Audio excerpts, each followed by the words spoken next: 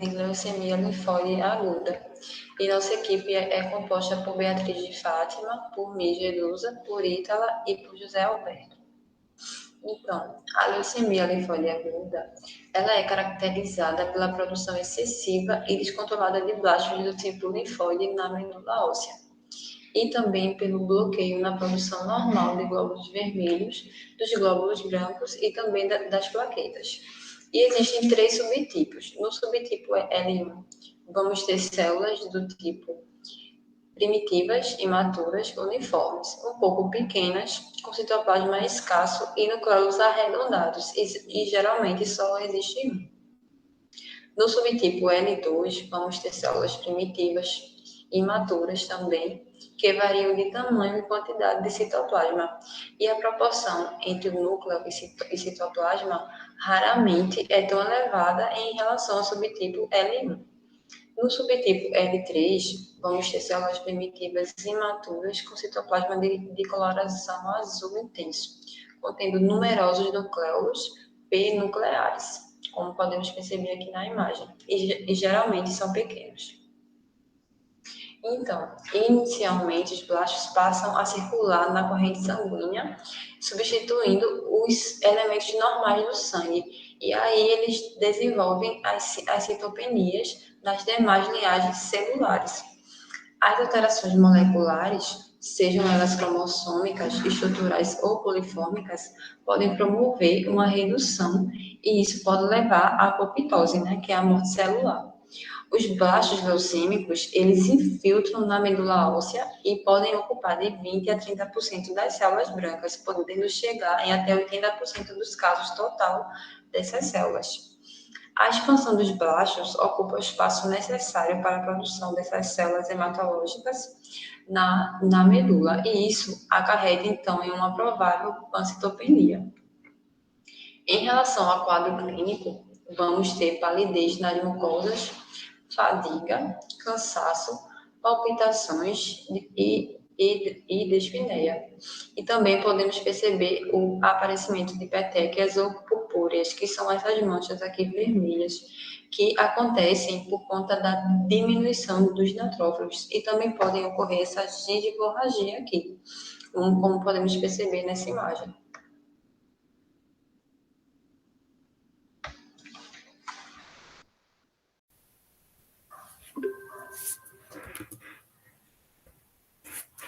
Pronto, em relação à classificação, tinha uma classificação que era L1, L2, L3, mas foi deixada de uso. E, de acordo com a OMS, teve uma atualização em 2016 e a classificação ficou dessa forma. Que temos leucemia linfóide aguda de células B e, temos a leucemia linfóide aguda de células B com determinadas anormalidades genéticas. Entre elas temos a hipodiploidia, que tem menos de 44 cromossomos, hiperdiploidia tem mais de 50 cromossomos. Aí temos translocação do cromossomo 9 e 22, que vai ser o gene para formar a BCR, a BL1, conhecido como cromossomo Filadélfia, que é bem comum em leucemia. Temos translocação dos cromossomos 11 com outro. Temos translocação do cromossomo 12 e 21, 1 e 19, 5 e 14. Aí temos uma amplificação, no caso, de uma porção do 21, que dá IAMP 21, e temos translocações de tirosinas quinases ou receptores de citosinas, que vai, também já ligado com o BCR, ABL1, a translocação 922, que é o Filadélfia, ele forma esse gene. Em relação à amplificação como a translocação, não tem tantas evidências para se classificar como um grupo, mas, por enquanto, é classificado. Dá para falar sobre a leucemia linfóide aguda de células B, não especificado de outra forma. Temos, agora no grupo, de leucemia linfóide aguda de células T, e nela temos a leucemia linfóide precursora de células T. Como foi dito, tanto na amplificação do 21 como dos tirosina quinases, ela também não tem tanta evidência para ser classificada como apenas um grupo, mas por enquanto é. E, por último, temos a leucemia linfóide aguda de linhagem mista, Nela são encontrados mieloides e linfóides, as duas. Na mesma célula, células diferentes, por exemplo, né, podemos ter na mesma célula encontrar mieloides e linfóides, ou uma célula linfóide, uma célula mieloide. E outros nomes para dar seria, além da linfóide aguda com linhagem mista, leucemia indiferenciada aguda ou leucemia aguda com fenótipo misto. E um dos problemas é seu difícil prognóstico, por ter essas modificações, ter essas duas formas. Em relação ao tratamento, se classificar, né, vamos dizer, em 5 tratamentos possíveis, né? Temos a quimioterapia, e como farmácia, traz medicamentos que são a vincristina e o metotrexato, porque tem como farmacêutico não tem a manipulação dos quimioterápicos. Temos a terapia-alvo, diferente da quimio, a terapia-alvo é por forma oral, ela tem um foco em relação tirosina, as tirosinas quinases. Eles afetam aquele gene lá. Então, temos a imatinib e desatinib. Temos a parte de transplante de células-tronco, né? E temos duas formas, halogênico e autólogo. Halogênico é o mais comum, que é quando as células-troncos do paciente não são suficientes para esse transplante. Então, precisa de um doador, é a forma mais comum. Mas também temos autólogos, no caso, a própria célula-tronco do paciente, né, é infundida nesse mesmo paciente. Também temos a imunoterapia, que também às vezes se encaixa como terapia-alvo, dependendo. Temos a blinatumomab e os anticorpos monoclonais, né, que a gente chama também de os quimioterápicos biológicos. Então, essa parte de manipulação, a gente verifica isso.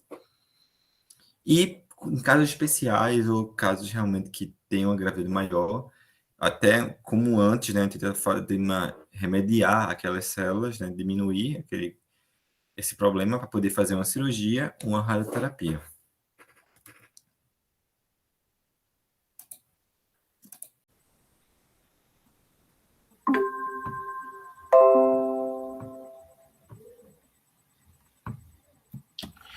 Bom, pessoal, então, diante do que já foi exposto, né, sobre a LLA, leucemia linfóide aguda, vamos nos ater agora ao diagnóstico dessa doença. Bom, o diagnóstico da LLA se baseia em grande parte pela análise morfológica, pela análise citoquímica e pelos estudos imunofenotípicos. Essas duas análises, tanto a morfológica quanto a citoquímica, possuem uma falta de reprodutibilidade dos critérios. Tá? E, consequentemente, alguns pacientes eles são um pouco difíceis de serem classificados, levando em consideração essas duas análises. Por isso, a importância dos estudos imunofenotípicos. Tá? Então, diante desse diagnóstico, né, da LLA, nós temos aqui a presença dos exames utilizados que comumente são solicitados, né, como o hemograma, por exemplo. A apresentação posteriormente vai explicar acerca do hemograma, de fato, quais são as alterações que existem, assim, no aspecto quantitativo da série do leucograma e dos aspectos qualitativos também, mas vamos nos ater aqui de uma forma mais simples, né? O que teria, assim, de características a serem listadas de um hemograma com um paciente portador da LLA. Então, nós teremos uma anemia normocítica e normocrômica, né? Tanto a coloração quanto a morfologia, propriamente dito, com trombocitopenia, ou seja, uma redução aí, né? Nós teríamos também os leucócitos, que ocasionalmente estariam altos, mas também podem estar normais e podem estar ou até reduzidos, né? Iríamos raramente ter a presença de blastos, ou às vezes nem tem a presença dos blastos, né? Na análise do hemograma daquele paciente, da lâmina daquele paciente, mas em casos de leucocitose, podem ser até numerosos a presença desses blastos, tá? Em relação ao mielograma, pode-se observar também a presença de uma medula hipercelular, né? Precursores mieloides e eritroides de aspectos normais e megacariócitos diminuídos ou até mesmo ausentes. Então, quanto à análise morfológica, existe uma classificação da LLA, né, em 3 subtipos, né, a L1, a L2 e a L3. Quanto aos aspectos morfológicos, então, por exemplo, em relação ao diâmetro celular, se o diâmetro estiver com predominância de células pequenas e homogêneas, Esse aspecto morfológico vai fazer com que classifique essa LLA do subtipo L1, por exemplo. Já L2, eles estariam grandes e de forma bem heterogênea, né? Já no L3, estariam grandes e de forma bem homogênea. Então, assim, para não ficar tão repetitivo, porque eu acredito que a tabela explica por si só, então vai levar em consideração esses aspectos morfológicos, o diâmetro celular, a cromatina, como ela vai estar, se vai estar fina, se vai estar juntinha, a forma do núcleo, se vai estar de forma regular, se vai estar de forma irregular, os nucléolos, será que estamos vendo os nucléolos ali? Quantos nucléolos tem por célula, por exemplo, né? A quantidade desse citoplasma, estou tendo muito citoplasma, estou tendo pouco citoplasma, está moderado. Essa basofilia citoplasmática, ela está, assim, uma basofilia bem evidente ou ela está um pouco reduzida, né? Um pouco amenizada. E a presença também de vacúolos citoplasmáticos, né? Então, assim, todos esses aspectos morfológicos aqui que vocês podem observar na tabela, né? Faz com que a gente consiga, de certa forma, inserir o paciente em qual tipo de LLA, ou no caso, qual subtipo de LLA, pela análise morfológica ele poderia ter, tá? Em relação à análise citoquímica, a análise citoquímica também é uma análise importantíssima, porque a gente consegue diferenciar se é uma leucemia linfóide aguda ou se é uma leucemia mieloide aguda, né? Porque aí a gente já observa a diferença. Numa LLA, a gente tem já ali a presença dos linfóides, né? Na LMA, a gente já tem a característica dos mieloides, né? Desse processo aí celular. Então, com essa análise citoquímica, a gente consegue diferenciar se é LLA, se é LMA, a gente tem esse auxílio na diferenciação, né? Utilizando, né, o PAS, né, que no caso é Periodic Acid Shift, né, a gente consegue observar de forma bem mais frequente os linfoblastos, demonstrando uma evidente coloração e forma de anéis concêntricos de grânulos grossos, o que em uma LMA, por exemplo, não é tão comum de se observar. Tá? Aqui ao lado existe uma análise citoquímica, que vocês podem observar, tem até aqui embaixo, tá? Explicando. A imagem 1 corresponde a uma LLA do subtipo L1, que nós vimos na análise morfológica, tá? Na B, nós teríamos a subtipo L2. E na C, subtipo L3. Então, lembra daquela classificação. Quanto ao diagnóstico, né? L1, L2, L3, já análise morfológica. Aqui a gente está vendo a análise citoquímica. Existem algumas pequenas alterações que a gente consegue observar bem, né, na morfologia, por exemplo, desse tipo celular e desse do leucograma. Então, é uma análise importantíssima para auxiliar no processo do diagnóstico se um paciente tem ou não a LLA, né? E os estudos imunofenotípicos, como eu falei, a falta de reprodutibilidade daqueles critérios ali, daquelas análises citoquímicas e morfológicas que são importantes, mas tem uma falta, assim, dessa reprodutibilidade. E alguns pacientes que não conseguem, a gente não consegue compreender se de fato ele é portador ou não. Existe aí os estudos imunofenotípicos para dar um maior norte, né, no diagnóstico, se de fato esse paciente tem ou não LLA. Né? Então, esses estudos imunofenotípicos, eles são baseados, né, na expressão de antígenos. Então, nós temos aqui nessa tabela, né, um perfil imunofenotípico dessas leucemias linfóides agudas, né? Então, aqui a gente tem, por exemplo, vários marcadores, a expressão desses antígenos, se está evidente, se está moderado ou se está ausente. Então, tudo isso leva em consideração essa expressão propriamente dita dos antígenos, né? Então, aqui a gente consegue observar que através desses estudos imunofenotípicos, a gente consegue classificar. É uma LLA de linhagem T ou é uma LLA de linhagem B? Porque aqui, ó, na tabela, a gente consegue observar. De linhagem B, pode ser do tipo Pro-B, pode ser do tipo comum, pode ser do tipo pré-B ou pode ser B propriamente dito, né? Se for linhagem T, qual seria? Então, pré-T, intermediário ou T propriamente dito, né? Então, aqui a gente consegue ter uma ideia um pouco mais de uma subclassificação do tipo de linhagem se B, se T, né? E a gente consegue observar a presença, né, da expressão desses antígenos. E O ponto tópico 3 aqui dos estudos imunofenotípicos avalia a capacidade de não somente identificar a linhagem, né, se linhagem B, se linhagem T, como eu já falei, mas também do nível de diferenciação dessas células. Por isso que é tão importantíssimo esses estudos imunofenotípicos, tá? Porque não somente demonstra qual é a linhagem, mas também demonstra qual o nível de diferenciação dessas células. E daí a gente tem um melhor direcionamento no diagnóstico de um paciente com LLA, né? Não somente avaliando a análise morfológica, como a análise citoquímica, como esses estudos imunofenotípicos, certo? Então, quanto ao aspecto diagnóstico da LLA, né, da leucemia linfóide aguda, é isso.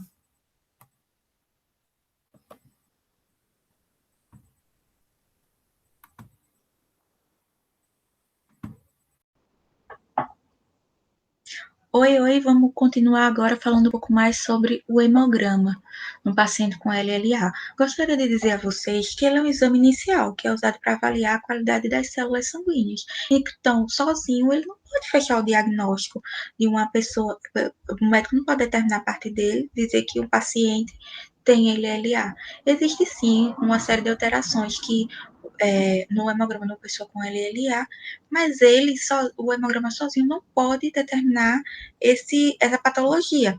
Ele é usado sim no diagnóstico e para avaliar o controle da evolução da doença. É uma ferramenta de monitoramento muito útil para o profissional da saúde, para que ele possa avaliar como anda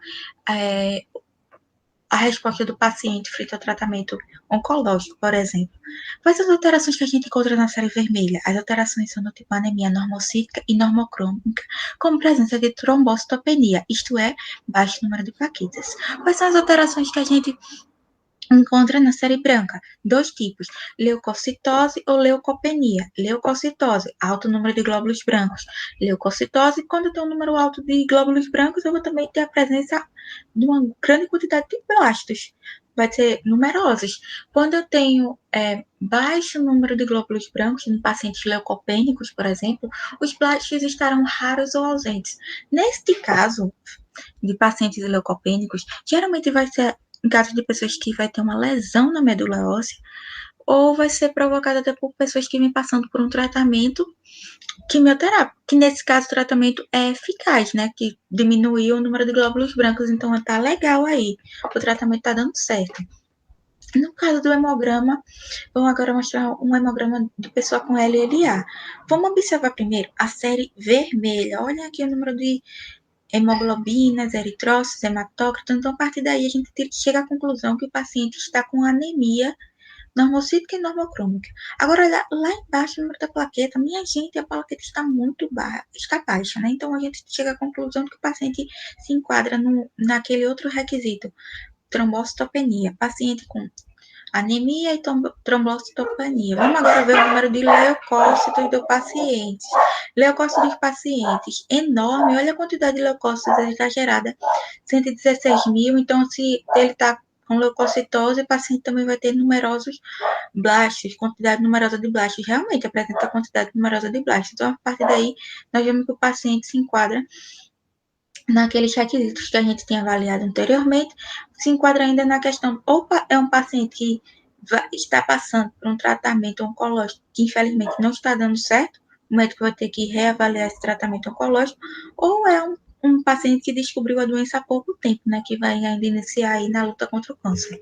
Vamos agora ver as anormalidades cromossômicas. Essas anormalidades cromossômicas, elas influenciam bastante, podem influenciar bastante uma pessoa ter o prognóstico, muitas vezes, do LLA. As anormalidades podem ser do tipo numéricas, ou elas podem ser cromossômicas estruturais. As cromossômicas estruturais eu mostro aqui na figurinha para vocês. Ela pode ser do tipo de deleção, duplicação, inversão, translocação. E as anormalidades numéricas são aquelas que vão afetar um lote do cromossomo, por exemplo, né? Vamos ver a anormalidade numérica profundamente. Esses dois tipos aí aqui